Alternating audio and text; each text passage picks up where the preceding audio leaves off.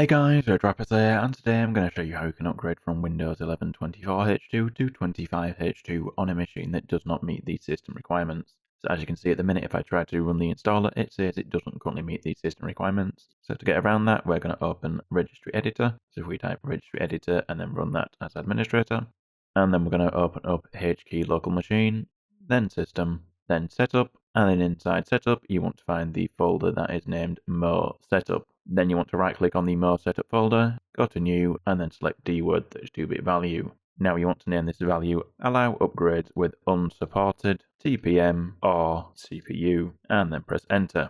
Then you want to change the value of this entry, so you want to double click on it, and then change the value data to 1, and then click OK. So now we'll just restart the machine after making that registry change. And if we now try to run the installer again, so as you can see, it now gets past the checks and no longer comes up with any warnings saying that the machine is no longer compatible. Now, if that doesn't work for you, the other option that you have is you can create a Rufus installation USB.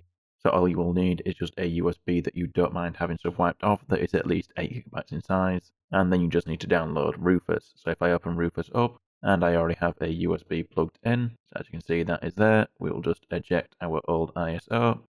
And now in Rufus, you want to make sure you have the USB that you want the image to be written to selected. Then you want to click select, and you want to select your ISO.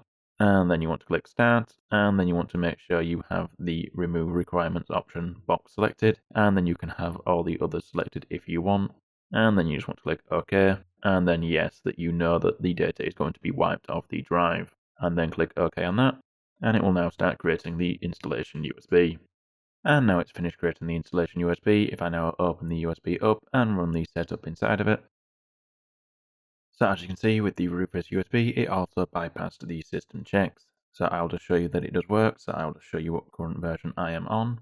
So as you can see, I am on 24H2, and I will now just go through the installation process. So now as you can see, after that installer has run, I'm now on Windows 11 25H2. So guys, hopefully that worked for you. If you liked the video, don't forget the like button. If you dislike it, hit the dislike button, subscribe, contact like this, and I'll see you another time. Bye.